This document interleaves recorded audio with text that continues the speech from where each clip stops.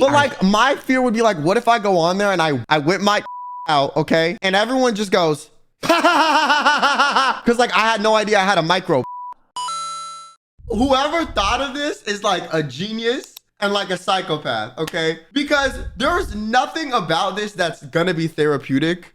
You just wanted a good video. And like, as long as you're willing to admit that, then that's fine. The video is called People Get Naked in Front of a Live Audience. It's like a strip club emotional support group. Group therapy, but like instead of 2 eyes looking at you, there's 4 because you got Susie's nipples staring you right in the face. I have a hard time being out in public because of my self-consciousness, so I obviously needed to do the extreme thing and be fully nude in front of a crowd of strangers.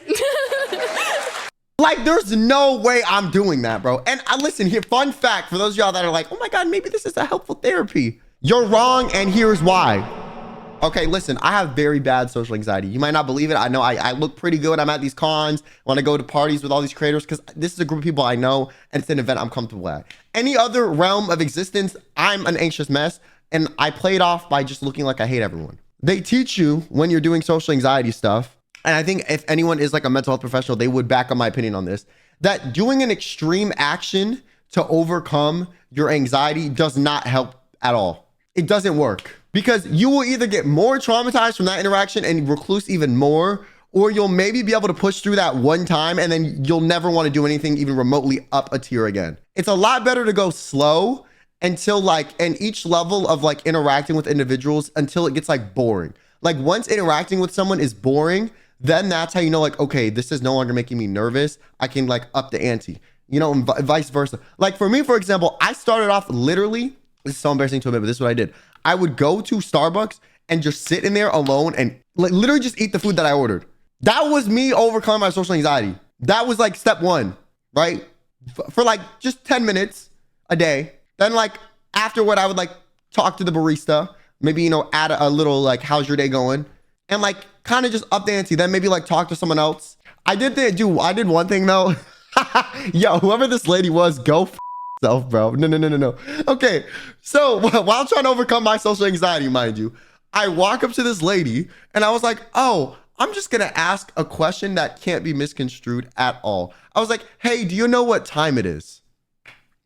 Instead of just telling me, the lady looks at me and says, don't you have a phone on you? Everyone's phone tells you the time. You don't even need a watch nowadays. I wanted to jump off a bridge and there was no bridge to jump off of, okay? You better have been lucky that that little cafe wasn't cliffside, because I would have been over the edge, woman. Like, also, like, what if my phone died? Huh? What if my phone was dead? So, yeah, safe to say I never have asked that question to anyone ever again. I don't know if I can do this. Let's get naked.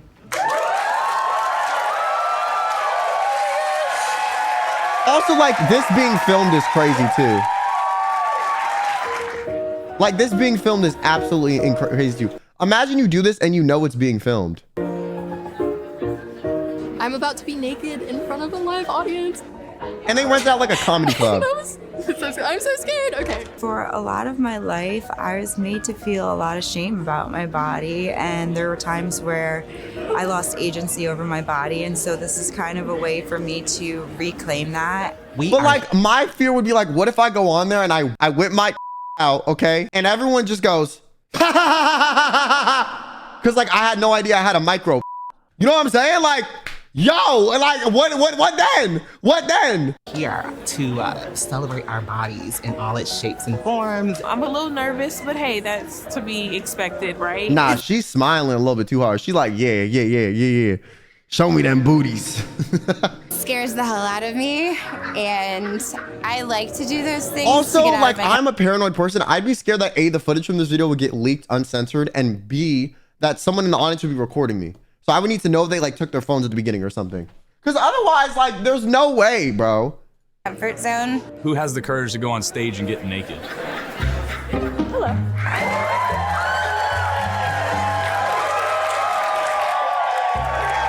That dude looks like he'd be like in some like indie rock band. Damn, she just whipped that off quickly, bro. He ain't care.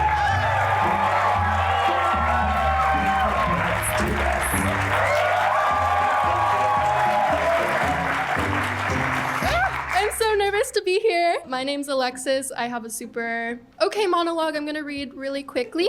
I've never really had a healthy relationship with myself and my body.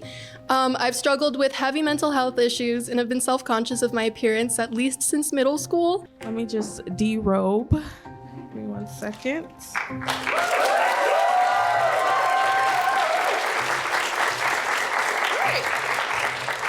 I've always been a chubby kid, but from an early age, I had a positive self-image because I was the star of the family. I was born to entertain. I was fearless back then. Once I started school, I soon realized that no one looked like me. When I was about 8 years old, I got this thing called gyno, which I don't know if any of you are familiar with gynecomastia. So being unclothed in front of people has always been kind of a nerve-wracking thing for me in general. I'm 41 and I'm finally starting. Okay, I'm not gonna lie, like he don't even really look like he has gyno though. Like I wouldn't have even guessed that was what he was about to say. I'm not gonna lie, I thought he was gonna say like he got like a stoma, he got his like off. Like I thought it was about to be something crazy.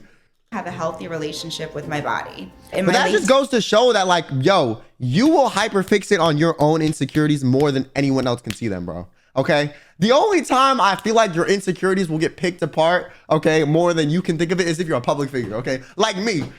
I'm never gonna admit I'm insecure about anything, because if I do, yo, I'm gonna get roasted, bro. And when I do get roasted, if it's something that I'm actually insecure about, like, it stings a little bit. It does sting a little bit.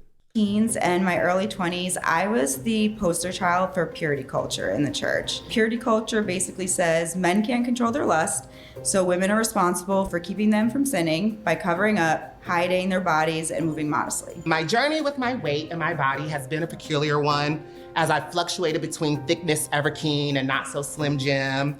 I gained the Thickness freshman 45 Everkeen and not so slim. I like him. W monologue.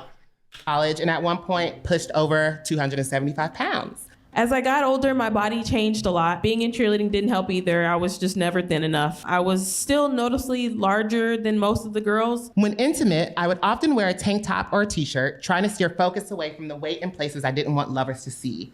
I was ashamed of my curves and swerves, and felt that covering up my body was the only way I could control the narrative as far as how I looked to men, because I was so concerned about what men thought. In 2021, I set out on a mission to run a marathon by the time I turned 30. Ooh. Running long distance became a sort of therapy for me, allowing me to tap into energies and feelings that I was having. You know, also, I will say, yo, people need to stop talking about the gym, like get something to like get in shape, get your body right. No, like the gym really is good for your head. Like, I don't know how else to explain it to you. Like, something about like the gym emotionally regulates you in some way. Because two things. I heard a psychologist say this once. I think it was Dr. K, if y'all know his channel. But it's like the act of doing nothing mentally while doing something like allows your brain to like kind of reprocess things more subconsciously in a way that like you don't ruminate on it, because you're also too focused on lifting the heavy thing, but you're also not hyper focused where you can't kind of in the background like sort stuff out. You know what I'm saying? Versus if you're like by yourself and you're just overthinking X scenario, you can just ruminate and spiral like crazy, right? And then two is a lot of the times it can be a good way to like get out your emotions, because a lot of people, me included, their emotions manifest physically. So whenever I have a strong emotional reaction, it will feel like someone's like stabbing me in the chest. Cause like I was never like allowed growing up to like show my emotions, given like, I mean, I'm not trying to like trauma them, but I had like some really like poor like situations growing up. And so it will also help you like kind of get that out as well.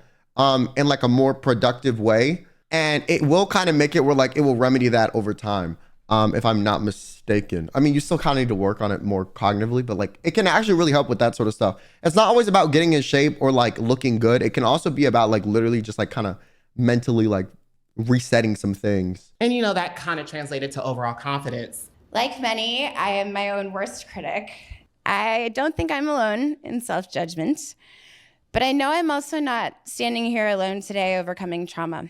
I stand in solidarity with whatever battle you're all fighting internally today. Thank you. I have a hard time being out in public because of my self-consciousness, and I have a hard time not being fully clothed in front of others. So I obviously needed to do the extreme thing and be fully nude in front of a crowd of strangers. Girl, you're crazy. Shout out to you though, but there's no way I could do this.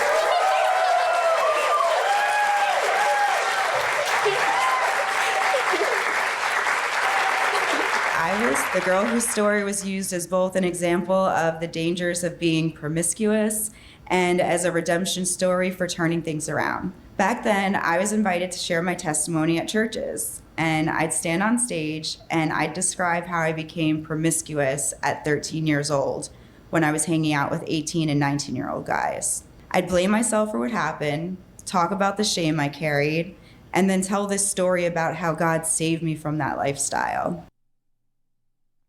Instead of like locking up the 18-year-olds that were like, yo, see, this is why sometimes religion, you hard to get behind. Because sometimes like it very much like upholds these crazy abusive cycles. And like, there's not a single religion that's like immune to this, in my opinion.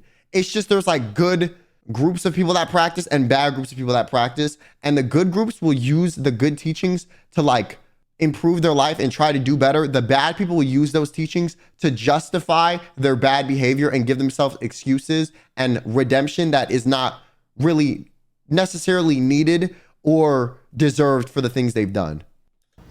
I shared this at over a dozen churches, and not once did an adult ever step in and say, Sammy, this is not your story. Like, you were a kid. Those guys knew better. This shame is not yours to carry. It's theirs. I tried all the diets, exercises. Did it work? Hell yes. I had the flattest stomach I've ever had. This was the first time in such a long time I felt good in my body. Did it last? Hell no.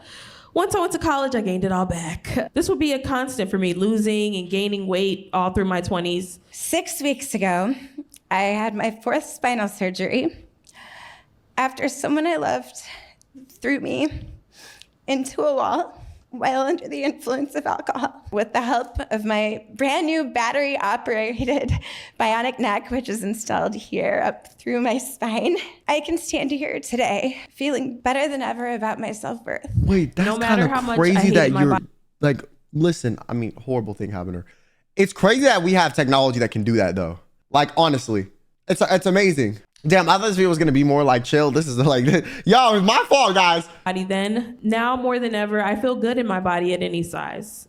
After all this time, I understand when my body looks healthy and when it doesn't. And I'm not embarrassed of the imperfections because they make me, me. And we all have them. You know, I'm getting into my birthday suit right now to prove to myself that I'm that girl. This fearless, confident person I've always been. When I eventually Shout out to married, the crowd, my too. husband didn't understand when I told him that certain ways of being approached for sex were triggering. He took it as rejection. I became insecure about even walking naked from my bathroom to my bedroom. And honestly, for years, I thought that I was dead inside sexually. But when I left him, I realized I wasn't uninterested in sex. I was just uninterested in sex with someone who treated me like Imagine that. Preach.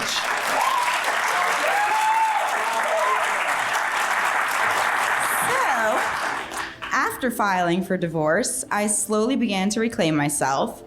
Without someone constantly pawing at me or criticizing what I wore, I started to develop a healthier relationship with my body. So why am I about to get naked on a stage in front of all of y'all? Well, because it's the ultimate act of reclaiming my body. This is me choosing what I do with it, who I share it with, and what it means. And maybe, just maybe, it's also a little f you to my ex because he would have never let me do anything like this.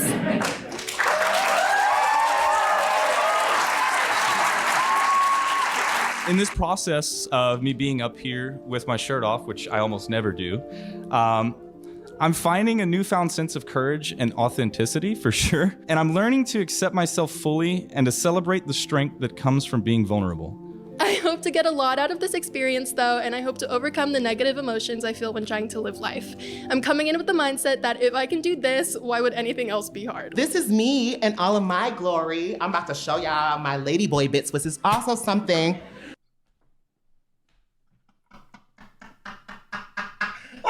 No, you out of pocket. You out of pocket, bro. Like, you sound a little too excited to do this. I don't know. I don't know, man. That I'm really nervous about. So this is kind of a lot, but here we go. Let's do it. It feels incredible to make this decision for myself, to stand here fully in control and say, this body is mine. I mean, so f it, let's get naked. And I guess I'm gonna get naked now because that's part of the script. This guy has like a very like model face too. He looks like he'd be like the indie singer in like a rock band.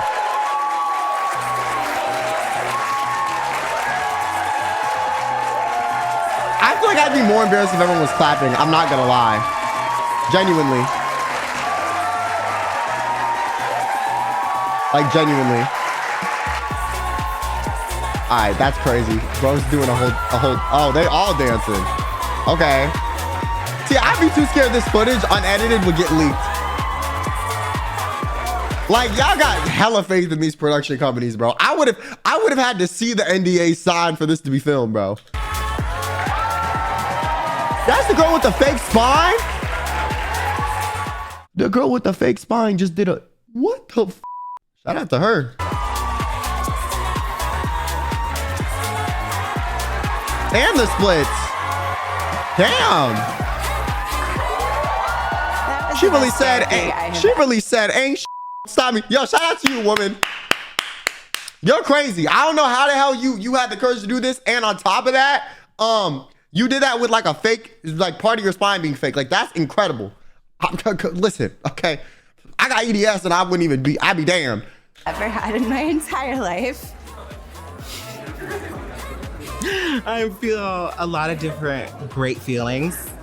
The shock of what I just underwent is still kind of translating. I'm feeling great. That was really exciting. I'm definitely not feeling as anxious now that it's over. I feel pretty incredible, actually. That was pretty empowering, I'm not gonna lie. Okay. Okay. You know what? W wholesomeness. I ain't gonna lie. That video was more like wholesome than I thought.